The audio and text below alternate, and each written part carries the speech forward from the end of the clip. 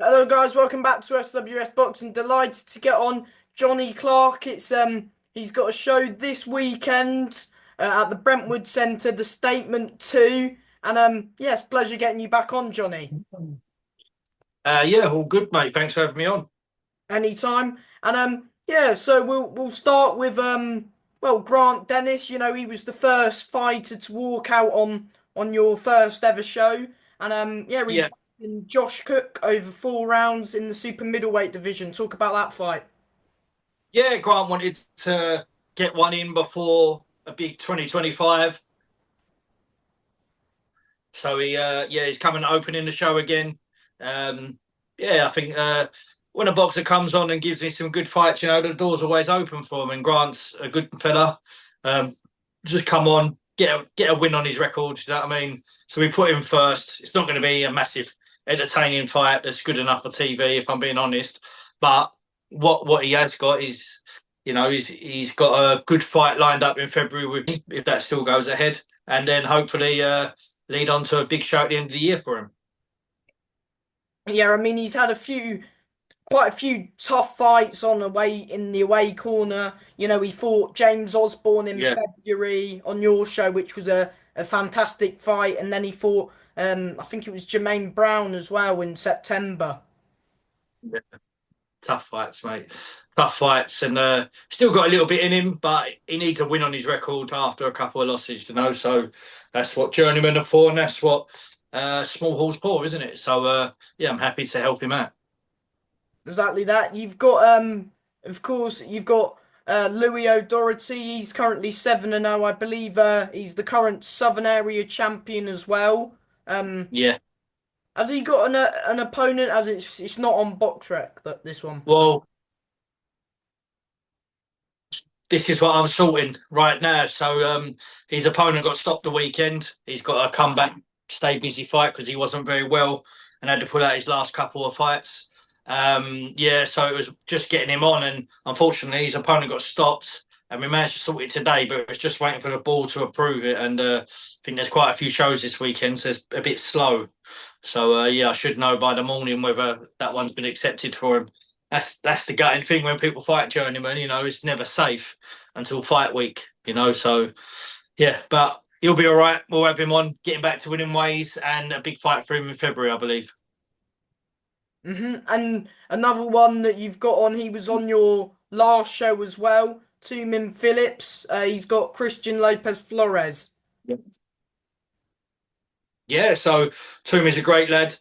Um, hasn't got the big amateur background like everyone else, but he's been going around all the pro gyms and really made a name for himself. And now he's turned over. Bit harsh on himself after he's beat Stephen Vincent on my last show. He thought he should have stopped him, which I like that mentality anyway. But hopefully that's kept him through all this camp training harder than he did in his last one, and hopefully he makes a statement.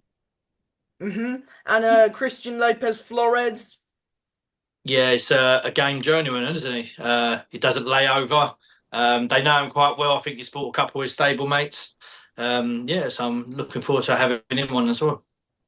You've got Daniel Grotter, is it? The Yeah, Virgin yeah, Bono. that's right. Yeah, so he's a German boxer, 200 amateur fights, 180, making his UK debut. He was going to make his debut on the top tier show, but unfortunately, being from Germany, he had to fly home, have a fight, and fly back. So he managed to do that in a short pace time, and he's going to be 2-0 by the end of the year when he was only going to be 1-0. So, yeah, it's going to be exciting for him. Obviously, he's getting the top tier treatment. He'll open the show on DAZN. Like the order you're reading it in, that's the order that the fights are happening so far. And yeah, I'm excited to see what he's got. Obviously, against Serge, who's a tough man, tough to stop, a little bit heavier than what Daniel's used to. So yeah, we'll see how it goes. 100%. And of course, Lily Winch as well. You've had her opening 2 fights on your show. And yeah, 6 rounds this time. Yeah, so I believe it'll be a last six rounder. She's stepping up each time. Her next opponent will be another step up, probably with a winning record. But each time the fights are getting tougher, and that's how it should be. Up the opponent, lower the weight. And she's going to go on to do good things. And I know she'll get signed by one of the big boys. And it's nice to, give her the impression of boxing that she deserves, because a lot of shows have been cancelling lately. And for me, she knows she's got that safety of being on my show, that it's a solid card. It won't go nowhere. Even if I had to drop down to 4 fights, I'd keep it on just for the people that was on it. 100%. And what do you know about her opponent, Teresa? She's 4 wins, 10 defeats. Well, she's very game, very tough as well. She's not just boxing; she has K1, MMA, and she's a tough, tough woman. So we're expecting a bit of a brawl. I'm hoping that Lily comes through with her boxing skills that she's got. 100%. And the next fight we're going to speak about is Missouri Kanda v Haji Muniz. Great fight, 6 rounds, middleweight division. Of course, not the original opponent for Haji. Of course, he was meant to be boxing Kevin Reveal. Talk about why that fight's not happening, and yeah, talk about this his fight. Yeah, Essex is full of the flu at the minute, and unfortunately, Kevin got ill. Took 2 weeks off training, come back and his cold sores. I think he's got an abscess and that. And it just weren't working for him. And he knows Haji's a great fighter and you have to be 100%. And he said, I can't do it. He said, I'll fight him on February. His family coming over. So I didn't want to let him down. And Ursu's training partner for this camp has been Fakunda. And Ursu's Southpaw, and so is Haji. So it kind of worked well. I put it to them, there's no purses involved. They're just having a real 50-50 for no money and just, for the love of boxing. And that's something that I will always back. And I was happy I managed to keep Haji on the card and make Fakundi's trip a bit more successful, because at the end of it, he gets to fight on DAZN. So what a great treat for him. And it's a top fight as well between two lads with good records. Yeah, that's it, mate. And that's what top tier is about. We can't invest all the stress, the time, and money into people and just be bowling over the journeyman. You've read that the card in the order. Obviously, they judge it on the rankings, didn't they? And that's really what I've got to do when I'm mapping out the card. You can sell reputation for the zone. 100%. And of course, Constantine Ursu v Lewis Booth. I believe is it a British title eliminator, this one?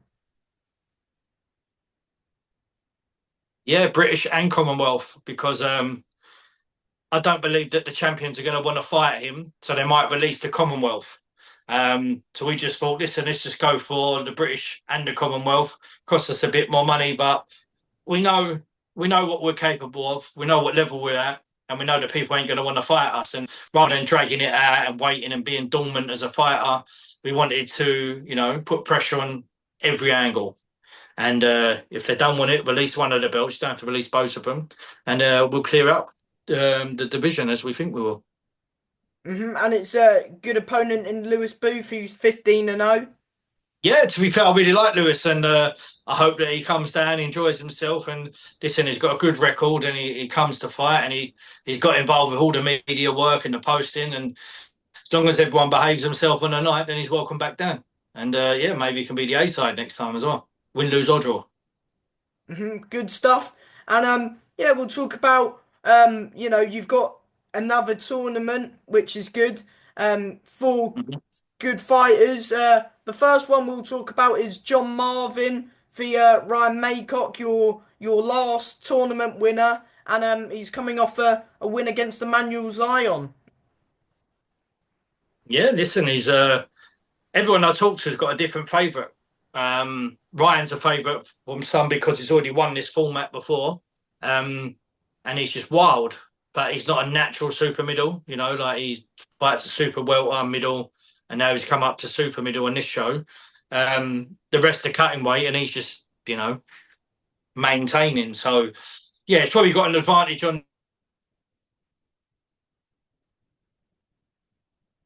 He's in with a tough fight. Obviously, John Marvin is he's a great amateur. He's a big boy that's come down a lot in weight. It's his debut, so that may work against him a bit, if I'm being honest. And Ryan, he's Ryan, isn't he? How can you ever go against him? So it's going to be a great little matchup. And I quite like that, obviously, usual top tier fighters fighting someone who's making a debut on top tier. And then on the next fight, you've got obviously Ozzy versus Brandon, and they've separated. Whereas if it was two top tier boys fighting each other and didn't get to the final, part of me would have been disappointed for them, you know? So I'm glad that they've all kept away from each other. And the final, obviously, I just think it's a very imaginative card, if you know what I mean. Like, it's got a little bit of everything. We've got eliminators, 50-50s, people building their record at the start of the show, moving into a tournament. The biggest ticket seller will be on after them, and then you've got obviously the final and then the main event. So will the final be on just before the Crocker fight? Yeah, just before, just before. Was going to put it after, but I'm going to put it just before because I want people in there to see it as well. Yeah. Yeah, Brandon Lewis, James Osborne. Great fight. Aussie, another fan favourite, 3 rounds, 3 minutes. They think he can just go wild for that, and they really like him. But I've seen Brandon a lot lately, and I've had a lot of messages about him as well, telling me he's the favourite. And listen, anyone who steps in that ring, I've got full respect for him, especially in this tournament style. They couldn't pick who they were going to fight. They just knew that they had to come in and have 2 fights. And like they're saying, they're going to up their record by 2 and hopefully get a silver Commonwealth shot on our next show. If not, it'll be the show after. And it's just a great little format for them all, you know. Like, as a promotion, I'm not earning no money from the actual tournament. They're all paying each other's purses. We've got a standby box I've had to buy. Or A Parry. yeah. Rob's coming as a standby. We've obviously got a trophy. We've got the 3 judges, a referee. So I just all the tickets they sold, I said, you've got to sell this, a man, and then that'll just be that pot, and then we'll split it accordingly, you know. So I would have earned more money not doing that, but I really like the thought of it, and I think it's quite exciting, isn't it? It is.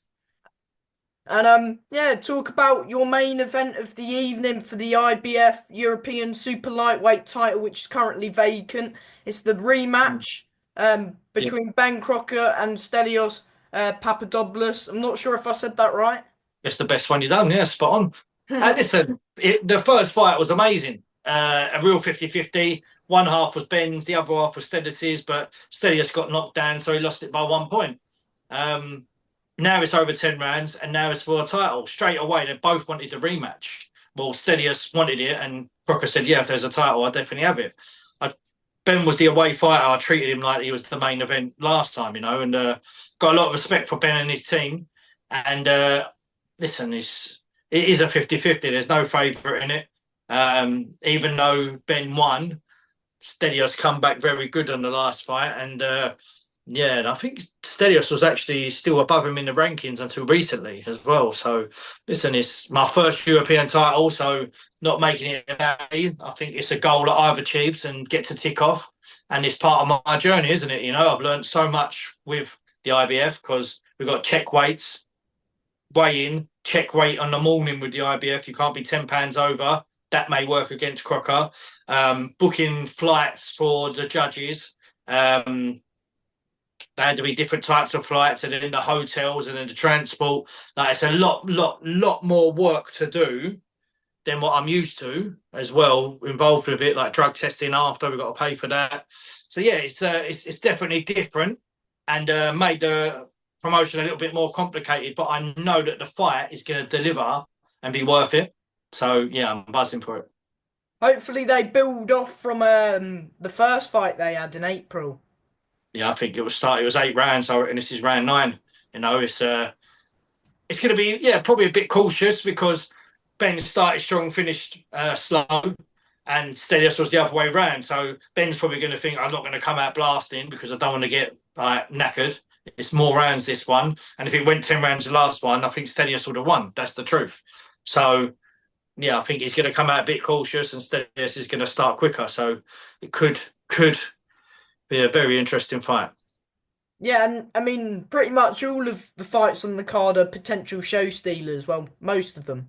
Yeah, I've lost a couple as well. I lost silver Commonwealth super feather female through injury. Hardy Whitwell pulled off with injury. Harry Cars is pulled off with injury. All in 50-50s, and it's gutting. It really is, you know, because you build a super card.